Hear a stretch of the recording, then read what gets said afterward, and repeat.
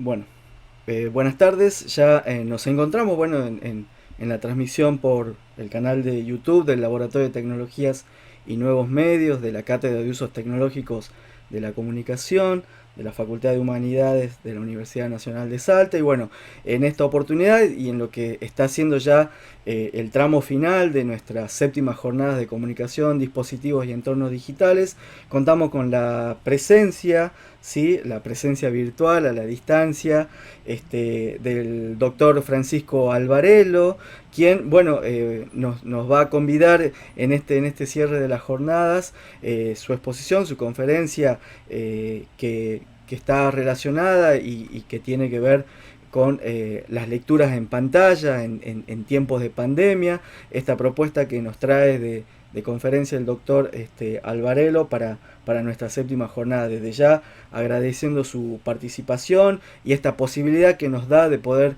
conversar, dialogar con él de manera sincrónica a la distancia, pero oportuna por todos los desafíos también que implica, digamos, el contexto de pandemia y también, bueno, la puerta de salida, si se quiere, a pensar el retorno, el regreso a nuestras aulas universitarias y como del todo el sistema educativo en general. Así que bueno, un gusto entonces contar con la participación del doctor Francisco, bueno, voy a simplemente hacer una síntesis de su vasto currículum y su trayecto docente de investigación, y también como autor de libros y de textos que solemos consultar en los espacios y en las carreras de ciencia de la comunicación hoy por hoy. Francisco Alvarelo es doctor en comunicación social por la Universidad Austral, es licenciado en comunicación con orientación en periodismo por la Universidad Nacional de La Plata, también cuenta con un posgrado en educación a distancia a través de redes digitales por la Universidad de Murcia, España, y también es investigador, ¿sí?, del programa de incentivos de la Universidad Nacional de San Martín. Es también profesor adjunto de Educación y Tecnologías de la Comunicación, Información y Cultura Digital y Educación en la Universidad Nacional de San Martín, entre otras tareas docentes también en posgrados, eh, tanto nacionales como internacionales, ¿sí? Lo que queremos destacar también del doctor Francisco Alvarelo es que ha publicado y es autor de recientes libros también, tales como Lectura Transmedia, Leer, Escribir, Conversar en el Ecosistema de Pantallas, entre otras publicaciones. También podemos destacar su texto Personalizar el vínculo con la tecnología hacia un discernimiento de la cultura digital, y también Leer, Navegar en Internet, la forma de lectura en la computadora, de ediciones La Crujía. Son algunas de las obras, de algunos de los libros que destacamos de Francisco Alvarelo, entre otras tantas publicaciones académicas en revistas especializadas. Y bueno, en este momento, bueno, vamos a darle la bienvenida, ¿sí? Y bueno, y a compartir su exposición prevista para el día de la fecha en este cierre de la séptima jornada, así que desde ya agradecemos su participación. Gracias, Leonardo. Bueno, muchas gracias por la invitación. Para mí es una alegría estar en este espacio. Celebro que la Universidad Nacional de Salta, la cátedra que dirige Leonardo, haga este espacio, aprovechando precisamente la virtualidad, ¿no? Y la posibilidad de tener así conversaciones de estas cosas que tanto nos interesan. Bueno, un poco yo lo que preparé así en este ratito para compartir con ustedes eh, tiene que ver con, bueno, con esta idea de pensar en las revoluciones de la lectura, ¿no? Que siempre la palabra revolución es bastante, digamos, sugerente, ¿no? O sugestiva, pensar, bueno, en revoluciones, ¿no? En los cambios, ¿no? Y en la revolución que estamos viviendo ahora en este contexto de pandemia, ¿no? Pero hablando de revoluciones, ¿no? Como decía una canción, una vieja canción, se me ocurría digamos, para tener una dimensión de qué estamos hablando, de cómo yo lo pienso a esta cuestión de la lectura, ¿no? Que es mi tema de investigación, Eh, Podemos hacer una comparación entre, seguramente se acuerdan la película Día de la Independencia, cuando venían los alienígenas, ¿no? Y o sea, venían las naves ahí, digamos, la revolución se producía por algo que venía de afuera, un externo, algo diferente, algo extraño, algo amenazante, ¿no? Pero de lo que estamos hablando más bien, usando también otra película de ciencia ficción, estamos hablando más de la Guerra de los Mundos, ¿no? ¿Se acuerdan? A partir del libro de H.G. Wells, ¿no? La adaptación en el cine que, bueno, que vimos relativamente hace poco, protagonizada por Tom Cruise, donde los aliens estaban adentro de la Tierra, habían estado durante muchos años y en algún momento aparecieron, digamos, pero no era que venían de afuera, ¿no? Y yo tiendo a pensar en las revoluciones tecnológicas como un fenómeno más parecido a la de la Guerra de los Mundos que al Día de la Independencia, porque a veces cuando se hacen evaluaciones o miradas sobre el cambio tecnológico, se ve a la tecnología como algo externo, algo ajeno, como un alien que viene a introducirse en nuestra vida, digamos, ¿no? Hablamos del impacto de las tecnologías como algo que un asteroide o una alienígena que viene del espacio exterior y de golpe irrumpe en nuestra cotidianidad, en nuestro status quo y nos complica la vida. Y en realidad, si uno analiza la evolución y las revoluciones de la historia de la lectura, que es uno de los temas que a mí me interesan, uno ve que esos cambios en realidad se producen lentamente, casi silenciosamente, y que, como juego que juegan los chicos, están entre nosotros, among us, ¿no? No es un extraño que viene de afuera, sino que surge a partir de las prácticas y del diálogo con los dispositivos, ¿no? Esta mirada ajena, no externalista, como sostienen, por ejemplo, entre otros autores, Nicolás Burbules, la mirada externalista de la tecnología, la podemos ver con quien podemos considerar el primer, digamos, el primero que se opuso a la escritura y a la lectura, que fue Sócrates, ¿no? Que los diálogos en el Fedro queda explicitado, porque Platón lo dejó por escrito, lo cual es un dato no menor, que precisamente la objeción principal que tenía Sócrates contra la escritura era que la escritura iba a volver a los hombres tontos porque iban a depender de un dispositivo externo para acordarse lo importante. Porque Sócrates hablaba del paradigma de la oralidad, que era el paradigma vigente en ese momento, ¿no? El paradigma vigente de la enseñanza en ese momento también, ¿no? El diálogo, ¿no? Entonces, el libro, la escritura, ¿no? Era vista como algo ajeno, algo extraño, ¿no? También, si hacemos un salto en el tiempo, ¿no? El paso de la lectura en voz alta a la lectura silenciosa también fue un paso progresivo, ¿no? Se dio en prácticas individuales de los lectores que empezaron a comprender que no necesitaban verbalizar el texto para entenderlo, ¿no? Y eso también implicó que los textos ya no eran escritos para ser leídos en voz alta, sino que ya eran escritos pensando en esa voz lectora interiorizada del lector silencioso, ¿no? Como anécdota podemos ver en las memorias de San Agustín como él mismo miraba asombrado a San Ambrosio al leer sin mover los labios, ¿no? Luego tenemos el paso de la lectura en formato rollo al códice, ¿no? El formato rollo, ¿no? Scroll en inglés, ¿no? Que es una palabra que hoy la utilizamos para otros dispositivos de lectura como las pantallas. El paso del rollo al códice también fue una revolución de la lectura donde cada soporte, podemos decir, cada nuevo soporte de lectura dio lugar a una experiencia de lectura diferente, ¿no? Y si recogemos la tradición de la historia de la lectura, por ejemplo, trabajada por autores como Roger Chartier, Guglielmo Cavallo, Karen Litoux, Alberto Manguel y otros tantos, hay varias revoluciones en la historia de la lectura, ¿no? Primero, esta que mencioné, el paso de la lectura en voz alta a la lectura silenciosa, ¿no? De la lectura comunitaria, colectiva, copresencial, ¿no? Propia del mundo oral, que introduce el libro como una práctica, pero la adapta a esta situación comunitaria de lectura en voz alta. Luego el paso del rollo como dispositivo de lectura, pergamino, de papiro, al códice, al libro cosido, que es el que hoy utilizamos, ¿no? Un cambio de formato que devino en cambios en el modo de apropiación de los textos, liberar una mano para poder escribir, ¿no? La posibilidad de comentar los textos que se iban leyendo, copiando y comentando, ¿no? Los marginales y otras formas de intervención sobre los textos, hasta que sobreviene obviamente la invención de la imprenta.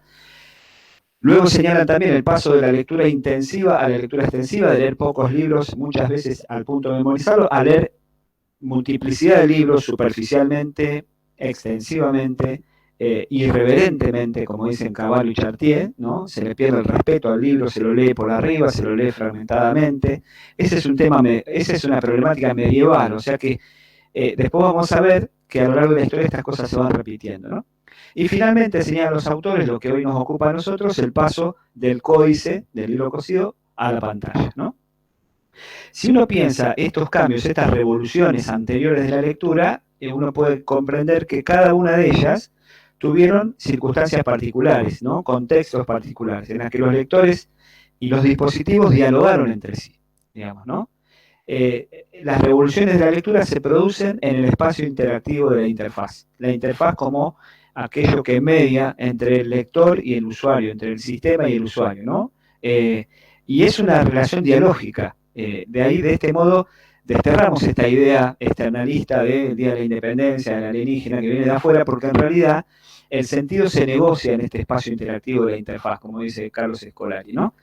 De este modo, las visiones deterministas o tecnocráticas quedan desplazadas, porque en realidad toman sobre todo relevancia las prácticas del lector, las mediaciones, diríamos, ¿no?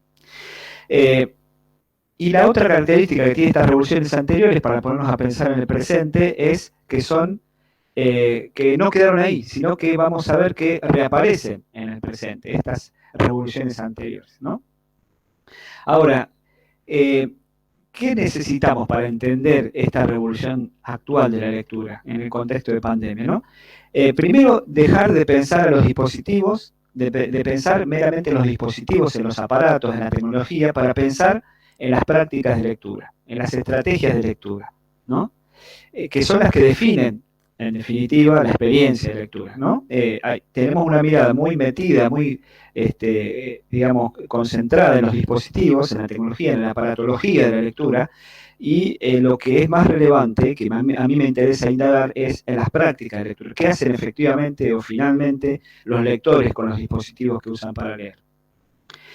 Y estamos en un momento clave porque todavía, acá vamos a recuperar un concepto muy interesante de Marshall McLuhan, ecólogo de los medios, uno de los autores que yo más sigo, allá en los años 60 publica El medio es el mensaje y nos trae una imagen provocadora, que es la del espejo retrovisor. Dice McLuhan que cada vez que se produce un cambio de escala en los medios, digamos, en nuestro entorno sensorial, como el que estamos viviendo ahora, acentuado por la pandemia y la, como dicen algunos, la pantallización de la sociedad, digamos, de la cultura, ¿no? La proliferación de pantallas. Lo que estamos viviendo, lo estamos mirando este cambio siempre comparándolo con el pasado. Es decir, dice McLuhan, avanzamos hacia atrás. Estamos avanzando, la imagen que promueve, que propone en su libro El medio es el mensaje del año 67, es un auto avanzando sobre una ruta y un espejo retrovisor con una carroza tirada por caballo, ¿no? Esta idea de mirar con nostalgia el pasado, ¿no? Que hoy por hoy en estos términos se traduciría como antes leíamos más, antes leíamos mejor, los jóvenes ya no leen, esto que hacemos ahora no es leer, leer era lo que hacíamos en nuestra juventud, etcétera, etcétera, ¿no? Y esto también recala en las investigaciones sobre la lectura. De hecho, estos días en las redes sociales daba cuenta de una investigación que se hacía en otro país, donde hacían el típico estudio comparativo, donde sometían a un grupo de estudiantes a leer en la pantalla un texto y el mismo texto leerlo en un libro. Entonces después le tomaban una especie de examen y concluía que la lectura en el libro papel era más concentrada y por lo tanto los jóvenes, los chicos, que formaban parte de ese estudio respondían mejor a las preguntas que se le hacían, ¿no? Siempre esa, digamos, esa falta de comprensión del tiempo presente se traduce en una comparación del nuevo dispositivo de lectura con el viejo dispositivo de lectura y se les pide a la pantalla que haga lo mismo que hace el papel. Está comprobado, y lo compruebo también en mis investigaciones, donde yo indago sobre las prácticas de lectura y sobre lo que significa cada dispositivo de lectura para los lectores, sobre todo los jóvenes, está comprobado que el mejor dispositivo para leer en forma concentrada es el libro papel. porque es un dispositivo de solo lectura, podemos decir, ¿no? Usando una analogía con el lenguaje de las computadoras, esos archivos de solo lectura que permitían solamente leerlos, no intervenirlos. Bueno, el libro de papel es un dispositivo de solo lectura. Está bien, lo puedo intervenir escribiendo al costado, en las fotocopias y en los apuntes puedo poner colores y demás, pero no voy a modificar el texto de ese modo, sino va a ser una especie de interpretación mía con otros elementos, digamos, periféricos al texto, ¿verdad? Ahora, claramente, un dispositivo que sirve únicamente para un fin es el mejor dispositivo para para realizar esa práctica, porque es un dispositivo especializado, único, dedicado a eso, nada más. Ahora, la pantalla habilita otros tipos de uso, ¿no? Es un dispositivo metamedium, es un medio que tiene adentro otros medios que permiten hacer otra serie de actividades que por definición van a atentar contra la concentración o contra la lectura concentrada o prolongada en el tiempo, porque de por sí la pantalla invita a eso. Y esto no quiere decir que es un defecto de la pantalla o un efecto colateral o un aspecto negativo, sino que es la condición sine qua non de leer en la pantalla. Lo cual a la vez no implica que uno no lea en la pantalla en forma concentrada, ¿no? De hecho, lo hacemos. De hecho, la pandemia es una de las cosas que estamos haciendo, lo cual también echa por tierra esta idea de que la pantalla es solamente un lugar de lectura dispersa, ¿no? Entonces, estamos, podemos decir, en un nuevo tipo de lectura. Nuevo viejo, o sea, en el sentido de que siempre hay recuperos o recuperaciones de prácticas del pasado, como decía hace un ratito, ¿no? Lo que sucede actualmente con la pandemia es que hemos invisibilizado, ¿no? Acá traigo conceptos que vienen desde las interfaces, la amigabilidad y otros autores como ya mencionó Nicolás Burbules, que hablaba de la invisibilidad de las tecnologías o de las interfaces, o cómo los medios se vuelven invisibles, dice McLuhan y otros autores, pero en este caso forzado por las circunstancias, no por una elección, ¿no? Entonces, este ambiente mediático, este entorno sensorial, como dice McLuhan, esta pecera en la que vivimos, el pez no sabe lo que es el agua, decía, hoy por hoy son las pantallas, queramos o no. Las pantallas como mediadoras de todas nuestras actividades, muchas de las cuales antes no las hacíamos mediadas por pantalla. Por lo tanto, eso está cambiando, transformando nuestro entorno sensorial, entre otras cosas, nuestras prácticas de lectura, ¿no? Y también, como un efecto quizás indeseado o inesperado, esta pantallización de la sociedad o esta multiplicación de las pantallas y la hegemonía de las pantallas para realizar muchas actividades cotidianas ha desplazado muchas de las resistencias, o ha podido contra muchas de las resistencias que teníamos quizás hasta el momento a las pantallas, digamos, ¿no? Hemos tenido que ceder ante la necesidad, ¿no? Entonces, para abrir un poco también las preguntas y el debate, pensaba en cómo podemos caracterizar hoy por hoy la lectura en este contexto actual de la pandemia, en cómo es esta revolución de la lectura en la pandemia, o qué características tiene. Voy a puntualizar 4 aspectos y bueno, después dejamos ahí a las preguntas y demás. Primero, el libro impreso, claramente con la pandemia, se potenció algo que ya se venía dando, ha dejado de ser el dispositivo hegemónico de lectura. El libro impreso ha dejado de ser el dispositivo hegemónico de lectura. Y ocupa lugares específicos, ¿no? De acuerdo con sus condiciones como dispositivo especializado, ¿no? De solo lectura, como decía antes. Porque ofrecen, en esa condición de dispositivo especializado, una experiencia de lectura particular, ¿no? Por ejemplo, en pandemia se ha comprobado, hay encuestas que han comprobado en Argentina, por ejemplo, creció el consumo de libros papel. ¿Por qué? Porque la gente, decían varios de los encuestados, lo usaban como un refugio, esa es la palabra, un refugio, en medio de la incertidumbre que genera la pandemia, sobre todo el año pasado, y un descanso de las pantallas, ¿no? Entonces el papel como dispositivo especializado de lectura concentrada, reposada del texto sobre el papel, es un lugar de descanso frente a estas actividades múltiples que hacemos en las pantallas, donde además de leer, tenemos reuniones, tenemos encuentros con familiares, etcétera, etcétera, no clases, etcétera. Entonces, el dispositivo impreso se ha perfeccionado, vamos a decir, o ha sido valorado, destacado, por ese rasgo distintivo que tiene de lectura concentrada, reposada, y especializada, ¿no? En segundo orden, otra de los aspectos de esta revolución de la lectura en la pandemia tiene que ver con la multiplicación y la hegemonía actual de las pantallas, como veníamos diciendo, que ha acentuado la creación de medios híbridos, ¿no? De medios híbridos y también de experiencias híbridas de lectura, ¿no? Donde las fronteras entre géneros, formatos, que de algún modo jalonaron por lo menos la historia de los medios del siglo XX, se han desdibujado claramente, ¿no? Y acá vale la pena traer un concepto de J. David Walter, la remediación, que significa la representación de un medio viejo en un medio nuevo, muy cercano a la ecología de los medios o la mediamorfosis de Roger Federer, etc. Por ejemplo, la remediación de libros clásicos en stories de Instagram, por ejemplo, ¿no? La lectura por streaming, ¿no?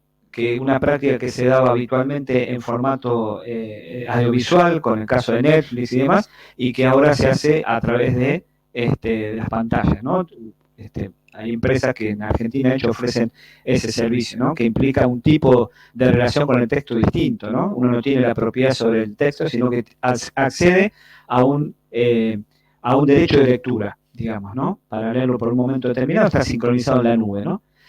La lectura hipertextual, que no es nada nuevo, para nada, venimos hablando de eso por lo menos desde que se acuñó el concepto de hipertexto en los 60, lo ha discutido mucho George Landau en sus libros Hipertexto y Teoría de los Hipertextos en los 90, y hoy por hoy, hace algunos años, ese capítulo emblemático de Black Mirror que fue Bandersnatch nos introdujo en esta posibilidad de acceder a un texto audiovisual en este caso que se bifurca, ¿no? Que vos tenés que elegir, bueno, qué hace el personaje, que no casualmente el personaje de ese capítulo es un programador de videojuegos que quiere hacer una remediación de Elige tu propia aventura, que era esta experiencia hipertextual, pero en el formato impreso tradicional, ¿no? También ahí hay que recoger toda la tradición del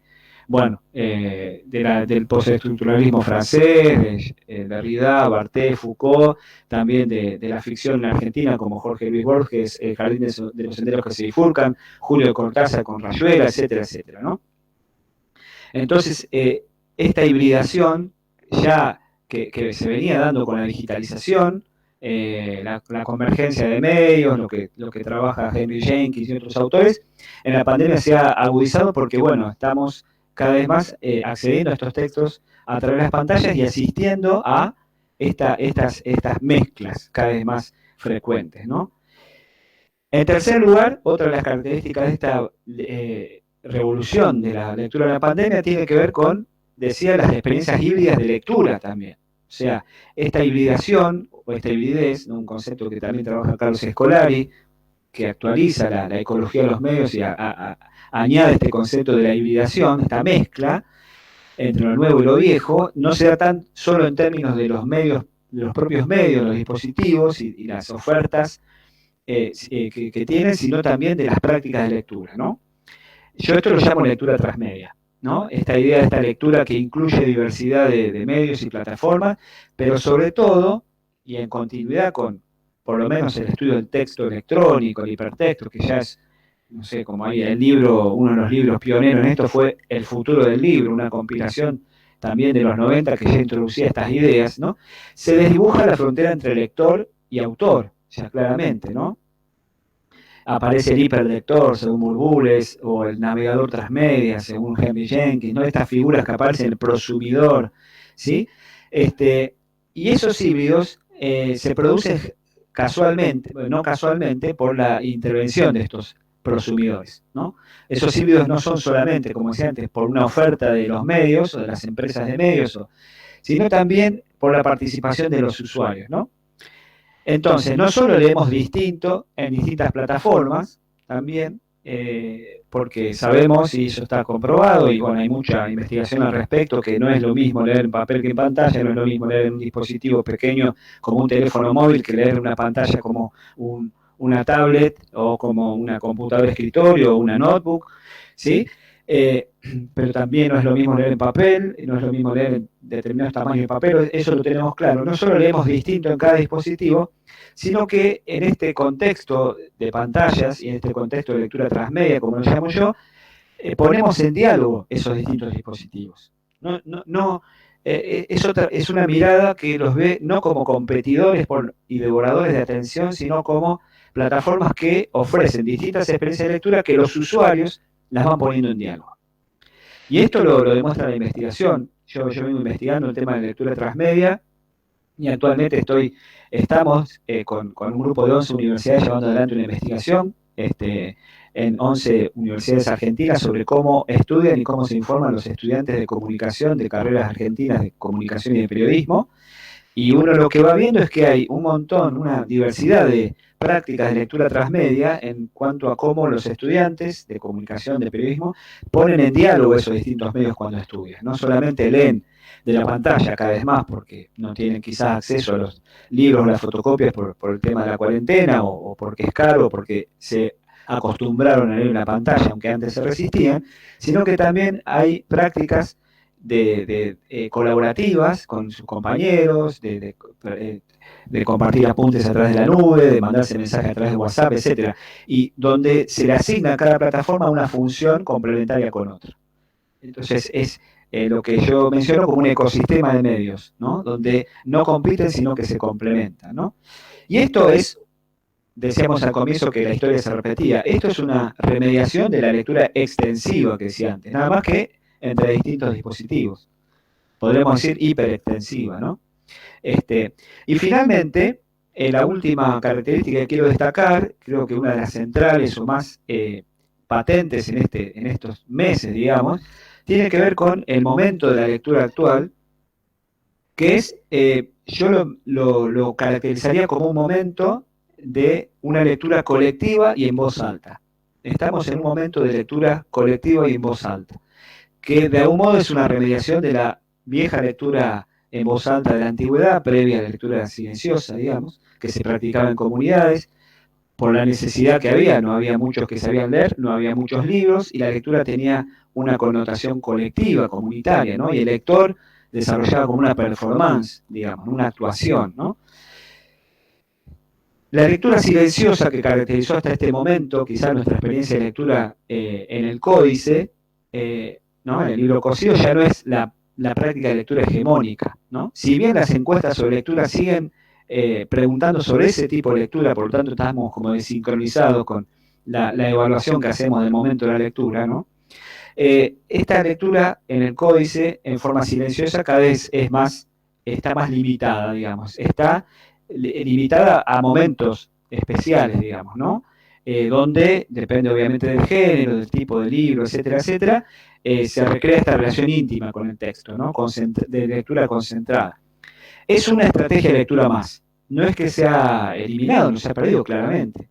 Porque de hecho para el estudio los estudiantes siguen diciendo que el modo de estudiar mejor es cuando leen concentradamente, sobre todo si se puede y si la circunstancia lo permite en papel, pero si no lo hacen en la pantalla. Pero bueno, es una más de las estrategias de lectura que los lectores van alternando con otros tipos de lectura, no es la central. Y lo mismo podemos decir de la lectura en solitario, ¿no? O sea, la lectura del libro papel, el libro impreso, después, claramente es una experiencia de lectura concentrada y en solitario, aislado del entorno, desconectado del entorno, ¿no? Ese tipo de lectura sobrevivía quizás hasta hace un tiempo con los desplazamientos, ¿no? La lectura que uno practicaba en los viajes en colectivo, micro, tren, avión, lo que sea, el medio de transporte que usara, está totalmente asociado con el traslado y la lectura, que la podemos practicar en un libro, en un dispositivo móvil, ¿sí? Los estudiantes que terminaban de preparar su examen en el viaje a la facultad, leyendo en el viaje, eso se contaba como un momento fundamental de repasar los últimos conceptos, ¿no? Esa lectura ya no la tenemos en el contexto de aislamiento social, de que no viajamos, no nos desplazamos, esta lectura intersticial, como se la llama, ¿no? Pero hoy asoman otras experiencias de lectura, una lectura colectiva, una lectura conectiva también, Conectada con el entorno, Fíjense que si uno les pregunta a los estudiantes sobre la experiencia de lectura en la pantalla comparada con el papel, dicen, bueno, claro, el papel me ofrece la lectura en solitario, concentrada para el estudio, ¿no? Para enfocarme en una actividad. Pero la pantalla me dispersa por las redes sociales, ¿no? O sea, la experiencia de lectura en la pantalla, esa dispersión está vinculada con la socialidad de la lectura en la pantalla. Y estamos en un momento social de lectura muy fuerte, ¿no? Hay un renacimiento de los clubes de lectura, de hecho, estos días circulaban varias notas al respecto, los clubes de lectura que de golpe en las redes sociales o pululan, digamos, clubes de lectura, ¿no? Que tampoco es nada nuevo, esto viene también, los historiadores de la lectura dan cuenta de estas comunidades de lectores o clubes de lectura, la lectura por contagio, que se produce, por ejemplo, a través de los que podemos llamar los influencers de la lectura, como son los booktubers, los chicos que generalmente son jóvenes que comentan libros en YouTube, que luego derivaron los bookstagrammers y más actualmente los booktalkers, ¿no? Los influencers en TikTok que promueven la lectura. Y también esa experiencia es colectiva y es en voz alta, porque estos jóvenes que promueven la lectura por contagio hacen una performance, hablan de los libros, los leen, los comentan, los actúan, los interpretan, dialogan con ellos, dialogan con los autores, ¿no? Hay una performance ligada a la lectura parecida a la performance teatral, ¿no? Hay mucho lenguaje de YouTube que está vinculado con eso, ¿no? Que es otra remediación también del pasado, porque la lectura en voz alta, como decía antes, implicaba toda una performance bastante particular, una serie de competencias de parte del lector de mantener cautiva a la audiencia, ¿no? Lo mismo hacen los booktubers adoptando algunas estrategias también del broadcasting televisivo, ¿no? Y finalmente estamos en un momento de lectura en voz alta vinculado con una explosión, podemos decir, de lo sonoro, ¿no? Un renacer del oral, una segunda oralidad, diría Walter Ong, otro referente de la ecología de los medios, ¿no? Estamos en un momento sonoro, ¿no? Pensemos en los audiolibros, pensemos en los podcasts, pensemos en la relación oral que tenemos con los dispositivos que le damos órdenes orales, ¿no? Los libros ya no son para ser leídos, sino también para ser conversados, ¿no? Entonces, estamos en una diversificación de las experiencias de lectura, ¿no? Para cerrar, quiero citar a Alessandro Barico en The Game, su último libro, donde habla de una revolución mental, dicen, una revolución mental. Y Barico propone dar vuelta al tablero para comprender el cambio que estamos atravesando, ¿no? Y no pensar de vuelta qué hacen los medios, qué hace la tecnología con los usuarios, sino Barico plantea que efectivamente, evidentemente necesitábamos tener estas tecnologías que tenemos ahora y por eso las creamos. Necesitamos tener este tipo de libro y esta experiencia de lectura, por eso la estamos teniendo. Bueno, eso nada más, muchas gracias y quedo abierto a las preguntas y comentarios. Bueno, muchísimas gracias Francisco y bueno, seguramente esto que nos estás planteando podemos también como encontrar estas propuestas en tu último libro editado también, ¿no? En la que nos propone esta historicidad, si se quiere, de la lectura, ¿no? De las transformaciones del libro, del códice y de cuáles son, bueno, las prácticas que habilitan estos dispositivos, ¿no? De lectura, tales como el códice o hoy por hoy las pantallas, ¿no?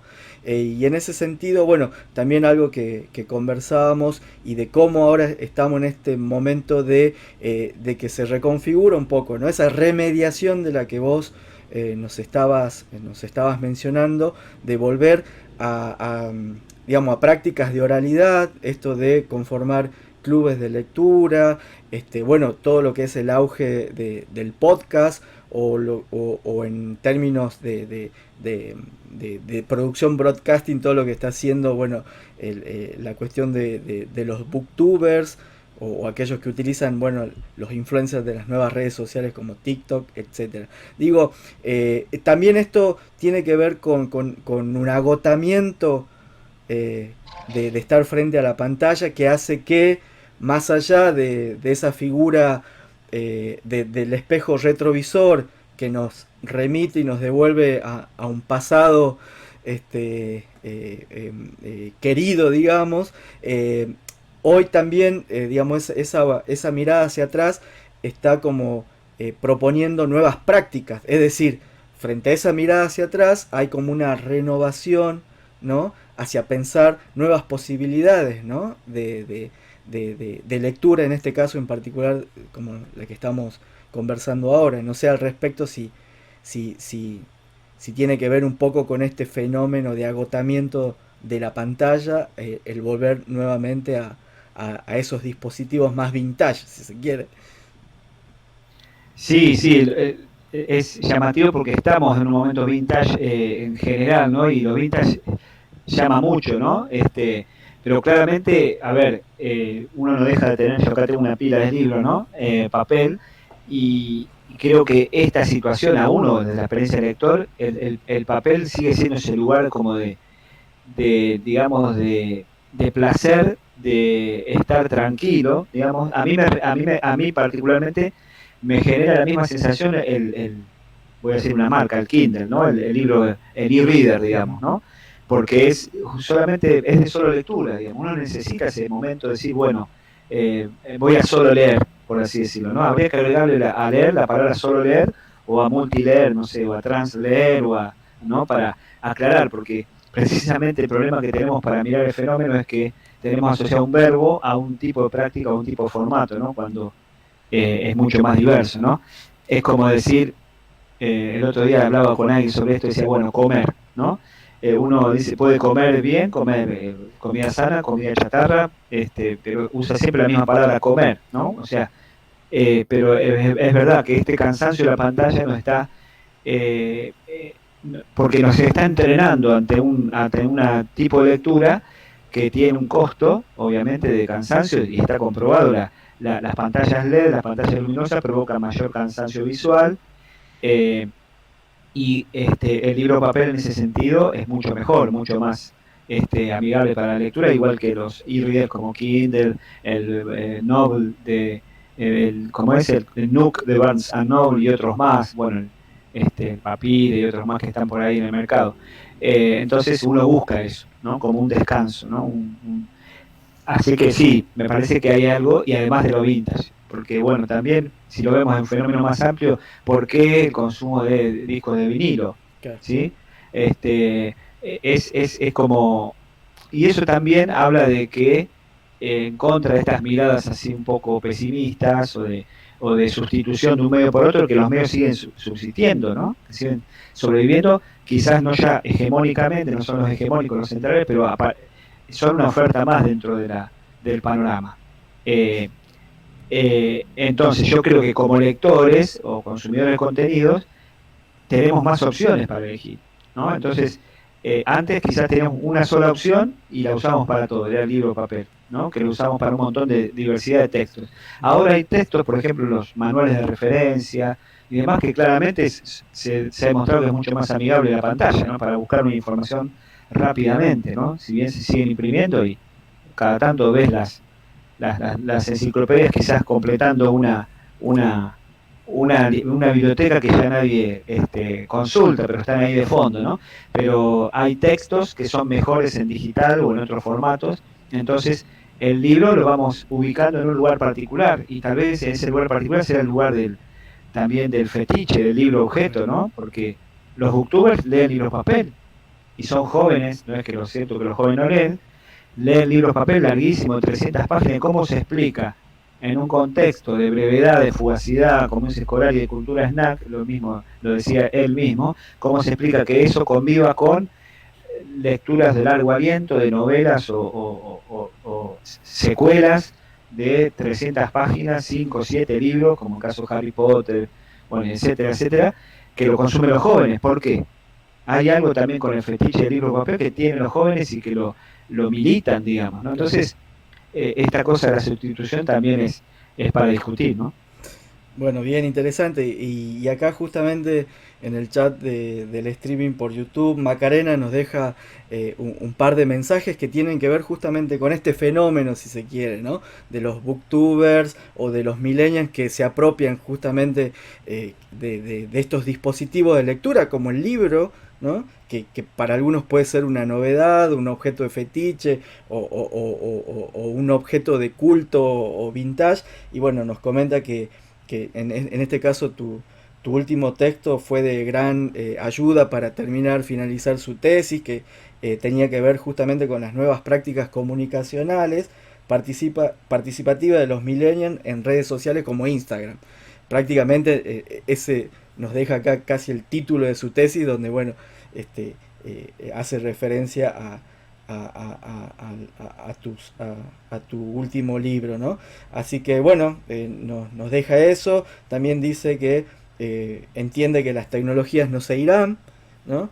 Que muy por el contrario seguirán evolucionando y, y deja acá una pregunta y dice si cree que en las redes sociales se puede democratizar aún más la participación, ¿no? Entiendo que debe ser en términos de posibilidades de lectura y de compartir, ¿no? Bueno, ese eh, es todo un tema, ¿no? Lo de la participación, porque, por ejemplo, a Henry Jenkins se lo ha criticado. Hay un debate muy interesante entre Henry Jenkins y José Van Dijk, que ha escrito libros como La cultura de la conectividad o La sociedad de las plataformas, donde critica de Jenkins como casi como una mirada un poco ingenua de esto de la cultura participativa, si Internet promueve una cultura participativa. Y dice, bueno, Jenkins se olvida de toda la dimensión económica, política, toda la cuestión crítica, ¿no? Claro.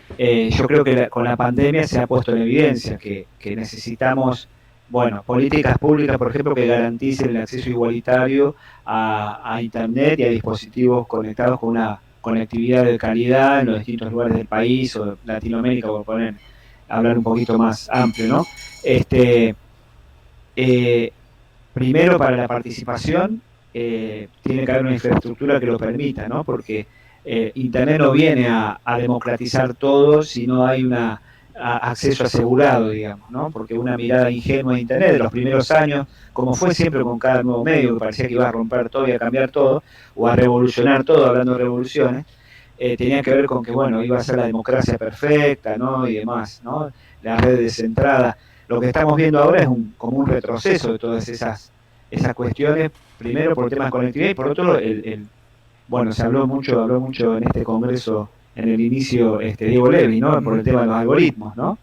Entonces, el control está, no es que la participación está asegurada porque está condicionada por ciertos algoritmos que hacen que te conectes con determinadas personas, con otras no, las burbujas de filtros, etcétera, etcétera, que también se está discutiendo hasta qué punto son efectivas o no. Pero bueno, es verdad que hay controles y hay, digamos, hay centros de poder todavía que subsisten, que se adaptaron. O sea, siempre los medios buscaron control, las empresas de medios o los gobiernos, bueno, y estas tecnologías no son ajenas a eso. Así todo, con esas objeciones, creo que las redes sociales son un espacio de democratización. Lo que pasa es que hay, me parece, algunos problemas con eso que tienen que ver con la misma posibilidad que ofrecen las redes sociales de participación, son a veces la kriptonita de la participación, que tiene que ver con, bueno, acá lo llamamos la grieta, ¿no? Pero que tiene que ver con una participación sesgada hacia el enfrentamiento, hacia la chicana y demás, que me parece que condiciona un poco una buena participación, una participación democrática, constructiva, digamos, es un poco quizás, no sé si pesimista, yo soy muy optimista hasta otras cosas, ¿no? Pero la gente, una de las últimas entrevistas, creo que lo dijo en una entrevista Humberto Eco antes de fallecer, que dijo que, no sé si habla de Facebook, alguna de las redes sociales, dice, es un lugar donde están todos los estúpidos, ¿no? Algo así, ¿no? Yo cuando la leí dije, wow, claro, hay que entender, un hombre grande, ¿no? Que ha visto la edad de oro de la televisión, analizado todo, claro, cómo va a mirar Internet, ¿no? Era como un Sócrates, vamos a decir, ¿no? Pero en parte tenía razón en esto de que, claro, cuando vos, vamos a usar una palabra muy de moda, empoderás a la gente teniendo un medio para expresar lo que quiere expresar, no toda la gente va a expresar algo que vamos a decir, no es simpático decirlo, ¿no? Pero de calidad, vamos a decir, por lo menos que construya el diálogo, sino también hay, bueno, está lo propio del ser humano, ¿no? La cosa de la pelea, la discordia, un montón de cosas que no ayudan, ¿no? Pero creo que hay otra parte que sí, que es, por lo menos lo que es el ámbito académico de investigación, yo creo que estamos ante una herramienta formidable, formidable que cuando, bueno, yo hice mi carrera de comunicación en los 90 no teníamos el acceso que tenemos hoy a las fuentes, a los investigadores, a las redes de investigadores, esta posibilidad de conectarnos nosotros de una provincia a otra, bueno, en ese sentido creo que hay una democratización, me parece. Lo que pasa es que tiene que haber un sentido, una intencionalidad de parte de los usuarios, en este caso, por ejemplo, estudiantes o profesores de una universidad, con una intencionalidad de investigar, de compartir conocimientos, que me parece que ese es el espíritu de la web que creó Berners-Lee, que está vigente. Pero no hay que olvidarse que del otro lado, o cerquita, o respirando la nuca, está, ¿no? El algoritmo, están los intereses económicos y demás. Sí, yo creo que hay mucho camino por recorrer, respondiendo a lo que dice Macarena. Tenemos muchas posibilidades, pero no podemos ser ingenuos diciendo que por el solo hecho de haber una red conectada, la sociedad va a ser más democrática o la gente se va a conectar con interés de construir y demás. Por eso me parece importante formar el sentido crítico en el uso de las redes, en la escuela, en la universidad, de cómo es ser un ciudadano empoderado, pero a la vez responsable de lo que comunica, ¿no? Claro. Y eso sí, hay mucho camino por recorrer. Buenísimo. Sí, lo otro que también en la medida que te escuchaba, y es cierto que también como parte de esto de derrumbar mitos, esto de que los adolescentes o los millennials, la nueva generación, no leen o leen poco, y si leen, leen superficialmente, me parece que es parte también de este proceso bueno, de cambios y transformaciones sobre las prácticas de lectura. Y en particular se me ocurría preguntarte eh, eh, si estas nuevas prácticas de lectura, cómo se corresponden con la escritura, digo, justamente con el proceso de producción de un texto, ¿no? Escrito, o un texto en un nuevo lenguaje como el que vos hacías referencia, un lenguaje transmedial, ¿sí? ¿Cómo se relaciona este hábito, esta práctica de lectura intensiva, si se quiere, en el libro, en las pantallas, hacia nuevas también formas de producir contenido? Digo, vos mencionabas el proyecto de investigación sobre cómo leen, estudian los estudiantes de comunicación en distintas universidades nacionales. Bueno, desde el lugar también de la experiencia docente, nos enfrentamos justamente a esa práctica de escritura que a veces, digamos, no da cuenta justamente del otro proceso nodal, digamos, que es la lectura interpretativa, reflexiva, más allá de que sea una lectura colectiva o una lectura en silencio, ¿no? Es decir, qué efectos o cómo se relacionan estas nuevas prácticas de lectura con novedosas formas de escritura, digo, porque hoy por hoy un meme hasta puede ser una forma de producción, ¿no?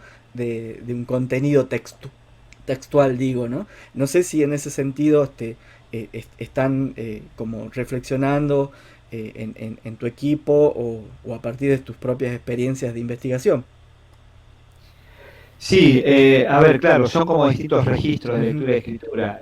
A la vez de lo que estaba mencionando, de estas nuevas prácticas de lectura y demás, tenemos un problema en la universidad que es, en la universidad en general, porque es algo compartido por muchos colegas, ¿no? Profesores, es en en la necesidad de formar competencias de escritura Claro. académica, por ejemplo, o de lectura académica, lectura comprensiva, ¿no?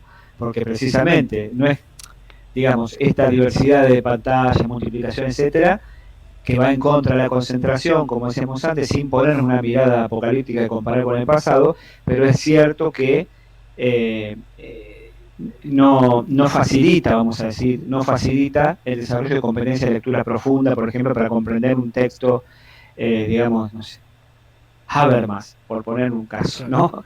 ¿no? Un texto denso que nos ha tocado a todos leer en la facultad, no te va a ayudar, digamos, ¿no? Leer una y otra vez y demás, ¿no? Rápidamente ese estudiante va a tratar de buscar un apunte, un resumen, le va a preguntar a un compañero, no se va a bancar como quizás nosotros nos pasaba, bueno, leerlo hasta entenderlo, porque si no, en una fotocopia tal vez, porque tampoco eran los libros los que teníamos, ¿no? No vamos a idealizar aquel momento, tenemos fotocopias hechas así un poco medio de mala calidad, todas medio lavadas, ¿no? En un color sospechoso, y no sabíamos si era, de qué color era, si era gris, negro, y ahí tratamos de entender a Habermas, ¿no? Eh, eh, sí, hay, a ver, esas producciones diversas generalmente están vinculadas con el entretenimiento, ¿no? El humor o la cuestión más de lo que circula en las redes, digamos, muy ingeniosa, con mucha chispa, que creo que podemos capitalizarlas. Yo promuevo, de hecho, la producción de memes en mi materia, de jugar y demás, digamos, sí, experimentar con estos formatos, porque ahí tenemos algo ganado, que es traer un código que ellos manejan, los estudiantes manejan, o las estudiantes manejan, y capitalizarlo desde un sentido crítico, por ejemplo, para, bueno, hacer un meme resumiendo la unidad, ¿no? Claro, yo como docente no voy a pedir que me hagan un resumen escrito, ¿no? Entonces, pero un meme, o sea, un texto así de 5 líneas no, imposible. Tiene que ser una conceptualización, pero bueno, eso viene con una explicación, o sea, el meme que vos mencionás me parece un género súper interesante para trabajar. Ahora, no podemos resumir Habermas en un meme, digamos, ¿no? Tendremos que ver otras estrategias y otras entradas, ¿no? Pero que una cosa no quita la otra, digamos, ¿no? Pero sí nosotros en la investigación que estamos haciendo con las universidades, digamos, identificamos algunos, llamamos nosotros consumos emergentes, que son consumos que van más allá del consumo de medios tradicionales, que es cada vez más en decadencia, digamos, ¿no? O sea, los jóvenes ya, por lo menos los que hemos entrevistado, de 18 a 24, 25 años, dependía de la universidad, pero en esa franja etaria, ahora por la pandemia consumen un poco más de medios tradicionales, pero si fuera por ellos no consumen televisión, no consumen diario y papel, y radio porque escuchan en casa. Pero bueno, cuando viajaban algunos que viajaban en auto a la facultad, ahí escuchaban la radio, era el momento de la radio, por ejemplo, ¿no? Pero sí consumen noticias en los dispositivos móviles, claramente, que es el medio de acceso por excelencia en los jóvenes, en el smartphone, ¿no? Y no necesariamente los sitios de noticias, sino los perfiles de Instagram de esos sitios de noticias, o de Facebook también, muchos que, por ejemplo, en Jujuy, muy cercano a ustedes, se consume mucho Facebook, por ejemplo, o los perfiles de los medios tradicionales de la radio en Facebook, ¿no? Encontramos una diversidad interesante en el país, ¿no? No pasa lo mismo en Capital o en la zona cercana a la capital federal, con Urbano, ¿no? Ahora, esa diversidad claramente hay que atenderla, me parece, porque estaríamos, o sea, hay lo que se llama las prácticas canónicas, ¿no? De letradas canónicas o que tenemos en la facultad, que es la lectura de libros, el examen oral y demás, debería convivir con estas otras prácticas, como la llama Daniel Casani, vernáculas, ¿no? Esta idea de lo que está dando vueltas por ahí, el chat, los memes, bueno, estos géneros que creo que el que más está entrando ahora en las universidades es el podcast. Me parece que el podcast entró porque, bueno, en comunicación tenemos radio, entonces el podcast es como más amigable y todos los profes de radio están haciendo algo con los podcasts, digamos, ¿no? Entonces ahí tenemos una herramienta interesante, ¿no? Como el podcast de golpe ha aparecido, ha florecido y que tampoco está nuevo el podcast, ¿no? Pero que bueno, evidentemente ahora era el momento del podcast que tenía que ver con la circunstancia, como decíamos, y ese me parece que es un formato mucho más amigable con el formato académico, ¿no? Pero creo que tenemos que desacartonarnos, de diversificar y buscar en nuestras estrategias de enseñanza cómo incluir estos otros medios, sin bajar el precio a la calidad ni a la lectura de los textos, pero sí tratando de entrar de distintas maneras, ¿no? Pero bueno, es un camino difícil, ¿no? Difícil porque, bueno, los docentes estamos atribulados por todas partes, estamos llevando adelante nuestra vida con la pandemia, con las pantallas, con todo, y encima tenemos que innovar en la práctica docente, encima damos las clases a través de Zoom o Meet o Jitsi o lo que sea. Pero bueno, creo que la pandemia puso en evidencia que ese cambio tenía que darse, igual que en toda la enseñanza en general, ¿no? Hablando de la escuela y demás. Y me parece que es muy interesante para aprovechar este momento, ¿no? Bien, gracias Francisco por Por esa favor. respuesta. También algo que vos habías comentado y que está presente también en tus trabajos de investigación y que también, bueno, se charlaba junto a Diego Levis es la cuestión de las interfaces. En ese sentido también, digamos, hay un interés y una preocupación por parte de tus investigaciones sobre pensar las interfaces, ¿no? En este caso, bueno, uno cree o supone que nuestros estudiantes o los niños adolescentes están habituados, ¿no? A interactuar con las interfaces y sin embargo, bueno, todavía hay como ciertas limitaciones, ¿no? En esas formas de apropiarse de las interfaces de las pantallas o de los dispositivos. En ese sentido también, digamos, que ¿cuáles serían esos como contrato de lectura o de interacción con las pantallas? Digamos, vos habías mencionado el hipertexto, ¿no? ¿Cómo serían o cómo te imaginas que podrían ser esas interfaces que promuevan por ahí estas prácticas de lectura, de escritura, de colaboración, ¿no? Que se puedan pensar, digamos, ¿no? Bueno, el tema de la interfaz me parece súper interesante. Yo lo descubrí en el transcurso de mi investigación doctoral con el aporte de Carlos Escolari, que es como un referente en esto, por el libro Hacer Clic, del año 2004, de paso para los estudiantes que están escuchando y viendo. Ahí él introduce la idea de hablar de la interfaz de una perspectiva sociosemiótica, ¿no? Ujú. Pero también dialogando con lo que ya se venía en ese momento, que era lo que ahora es el UX Design, ¿no? El diseño centrado en el usuario, ¿no? Que es lo que sostiene de algún modo los pactos de lectura en los dispositivos móviles. Hay mucha gente que está diseñando y devanándose los sesos, viendo cómo diseñar interfaces que nos mantengan todo el tiempo prendido a la pantalla, ¿no? Qué loco, ¿no? Porque se matan para hacer esto, pero ahora estamos con esta pantalla, ¿no? O sea, estamos con dos pantallas Claro. y el celular, que es algo que también comprobamos en nuestras investigaciones, ha pasado a tener un lugar periférico respecto de esta pantalla, que es la pantalla de la computadora en la pandemia, ¿no? Ujú. Notebook, netbook, computadora de escritorio. Entonces el celular está como segunda pantalla y de la primera pantalla que es la computadora, ¿no? Y esto lo actualiza Escolari con el libro después, en 2018, Teorías de la Interfaz, después sacó una segunda edición enriquecida, digamos, y habla de las interfaces en un contexto desde un punto de vista amplio, no solamente de los dispositivos informáticos, como una pantalla de una computadora, un celular y demás, sino habla de la educación como una interfaz, la política como una interfaz, ¿no? El aula como una interfaz. Entonces, me parece que es muy potente la idea de pensar en una interfaz, pero sobre la interfaz hay que pensar, también lo dice Escolar en uno de los capítulos de ese libro, eh, y dialogando con el tema de la narrativa transmedia, hay que pensar el diseño de la experiencia, ¿no? ¿Cómo vamos a hacer, cómo vamos a diseñar nuestras experiencias educativas o las experiencias educativas de nuestros estudiantes? Donde tenemos que echar mano a estos distintos medios que tenemos, ¿no? Entre los cuales obviamente va a estar el aula presencial cuando volvamos, ¿no? Pero capaz que sea un aula presencial, como decimos ahora, híbrida o bimodal o blended o mezclada, mixta, como la llamemos, ¿no?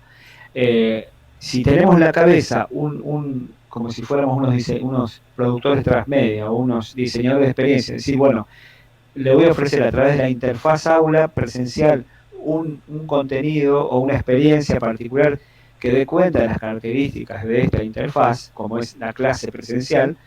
¿Qué otra experiencia le voy a ofrecer en otra interfaz, como sea un video, un enlatado, un material que pueden consultar de forma sincrónica, un foro, un video o un audio que pueden enviar no sé, a una nube para discutir un tema? Es decir, yo creo que de vuelta es una oportunidad interesante esta, la que nos ofrece la pandemia para repensar las interfaces de acuerdo a su especificidad. Y si uno revisa la historia del alfabetismo mediático, se ha estado hablando hoy, también la escuché un rato a Rosana Cabello hoy temprano, si uno estudia la historia del alfabetismo mediático, la media literacy, como se la llame, siempre hubo, o la tecnología educativa, siempre hubo una subutilización de los medios, haciéndole hacer las cosas que hacía el medio anterior, ¿no? Esto del espejo retrovisor. Entonces, el aula presencial ha sido desaprovechada muchas veces, porque a veces le hemos pedido al aula presencial o hemos hecho en el aula presencial cosas que tranquilamente se pueden hacer en otro espacio. Por ejemplo, dictar la clase, ¿no? Leer, ¿no? Y que nuestra clase sea una reproducción de un texto que está en un dispositivo que es un libro, ¿no? Claro, uno podría decir, bueno, pero los pibes si no lees en clase no van a leer, ¿no? Pero bueno, ok, pero ¿de qué modo hacemos que la clase sea como dice Mariana Maggio, una didáctica en vivo, que sea una experiencia en vivo de copresencia con el otro, retomando esta idea de la oralidad, de construir un conocimiento junto, de debatir, discutir, leer en otro momento, toda la propuesta del aula invertida, ¿no? O flipped classroom, ¿no? Acceder al contenido fuera de la clase y en la clase aprovechar para debatir sobre eso, ¿no? Porque en la clase se da otra experiencia que no es la que se da a través de la pantalla, ¿no? ¿Y qué vamos a dejar en la pantalla? Que no sea esto que estamos haciendo ahora solamente, ¿no? De una persona hablando, ¿no? ¿Qué otros elementos vamos a dejar para que el estudiante acceda a ese conocimiento dando cuenta de las condiciones de la interfaz, de qué textos, qué materiales, aprovechando que podemos meter audiovisual, que esa pantalla también sirva para la participación en la producción de contenidos, un audio, un video, ¿no? Eh, Me parece que es un momento interesante para estudiar la especificidad de cada interfaz, ¿no? Pero bueno, claramente la interfaz hoy por hoy es la pantalla. Entonces, y cómo articular esta pantalla con esta pantalla. Y esta pantalla básicamente ha dado lugar a una interacción bastante novedosa, eso sí, que no lo he mencionado, que es la tactilidad, ¿no? Hoy por hoy cada vez estamos ante pantallas táctiles y el tacto lo estamos usando como nunca antes. Dicen los estudiosos de los estudios ápticos, como se los llama, que es lo áptico es una especificidad de lo táctil, digamos, ¿no? Que estamos en un momento áptico, estamos en un momento táctil de la comunicación. Antes era un momento solamente optocéntrico, decían, y ahora estamos en un momento donde lo táctil tiene una relevancia fundamental. Esto antes de la pandemia, ¿no? Ahora estamos muy visuales, ¿no? Pero de forma complementaria, como decía, estamos interviniendo con los dedos sobre un dispositivo, sobre el cual también escribimos, y también eso hay que tenerlo en cuenta, que no es lo mismo intervenir, digamos, interactuar con un texto, un contenido de forma espectatorial mirando que actuando sobre ese contenido. ¿Cómo combinamos los dos? ¿Cómo hacemos clases donde estén mirando y a la vez, como segunda pantalla, estar interviniendo con el chat? Esa clase que estamos haciendo, ¿no? Ellos ya lo hacen los estudiantes. Lo que encontramos en estas prácticas que yo mencionaba con la investigación, ellos mientras reciben la clase tal vez están tomando notas en su computadora o en su celular o se mandan audios o están escuchando pero están haciendo otra cosa o chatean sobre lo que están diciendo o hacen un trabajo colaborativo. Es decir, ahí hay algo que me parece que hay que dar cuenta de esas estrategias de lectura que hacen los estudiantes para poder aprovecharlas de la educación. O sea, no buscar tanto me parece, ¿no? En ver a ver especialistas de Estados Unidos y de España, a ver que nos vengan a decir cómo dar clases, también ver qué están haciendo nuestros estudiantes y qué les sirve más a ellos, cómo les ayuda más que le acerquemos al material, porque tal vez los estamos bombardeando, un poco pasada esto en las investigaciones, lo decían algunos, nos bombardean todo el tiempo y algunas cosas las suben al Zoom, las clases en eso, otras en el aula virtual, otras las mandan por correo electrónico, otras por WhatsApp, y es un infierno esto, ¿no? Entonces, pensar con ellos, ver cuál es el mejor modo de enseñar. Tal vez estamos muy concentrados en si vamos a usar Moodle o si vamos a usar Google Classroom, si vamos a usar Zoom o Meet. Y tal vez hay que ir más a lo básico y ver qué les sirve a ellos para aprender mejor. Buenísimo. Sí, un poco me parece que acertado esto de pensar, ya no, bueno, vos habías planteado que el libro es un dispositivo de solo lectura, digamos, esa definición es clave para entender que el libro es una lectura secuencial, es el paradigma, digamos, del enciclopedismo y que ahora, digamos, las formas de lectura son más bien estrategias narrativas, como vos creo entender, también nos estás proponiendo esta noción de diseño, que es también algo que ahora me vuelve a resonar, digamos, este término, porque como vos decías en la conferencia o en la charla con Roxana Cabello, también se había planteado la cuestión de pensar el diseño de la información, ¿no? Como esta estrategia de, bueno, cuál va a ser ese recorrido de lectura en multisoporte, en multipantallas, bueno, que habilitan esas nuevas narrativas, ¿no? Que van más allá de la sola lectura, digamos, ¿no? Así que ahí me parece que vamos como armando este rompecabezas y encontrando justamente estas posibilidades de nuevas prácticas, ¿no? De lectoescritura, ¿no? Con estas nuevas pantallas, dispositivos e interfaces. Bueno, yo en realidad también, bueno, yo creo que con lo que hemos compartido y justamente con esta posibilidad de abrir nuevos interrogantes, podríamos estar finalizando, digamos, esta conferencia, ¿sí? O esta conversación y por supuesto seguir dialogando y conociendo más de estas producciones, justamente para también poder aplicarlas y considerarlas en nuestros contextos particulares y también pensar esas posibilidades de producción, ¿no? Que en definitiva tienen que ver con la producción del conocimiento, en este caso, si lo pensamos dentro de los ámbitos educativos. Así que yo te agradezco, Francisco, que hayas compartido este tiempo con nosotros y que nos diste esta posibilidad de poder conversar a la distancia, pero bueno, poder también actualizarnos en este sentido sobre tus investigaciones. Gracias a vos por la invitación y bueno, un saludo para todos y esperemos que hablar de otras revoluciones más adelante donde volvamos a la presencialidad y podamos reflexionar de lo que pasó en la pandemia, ¿no? Y cómo cambiaron nuestras prácticas y qué nuevas cosas podemos pensar, ¿no? En adelante. Bueno, muchísimas gracias, Francisco. Un gusto conversar con vos y será hasta otra oportunidad. Hasta otra oportunidad. Nos vemos. Muy Chao. bien. Adiós, Francisco. Muchísimas gracias.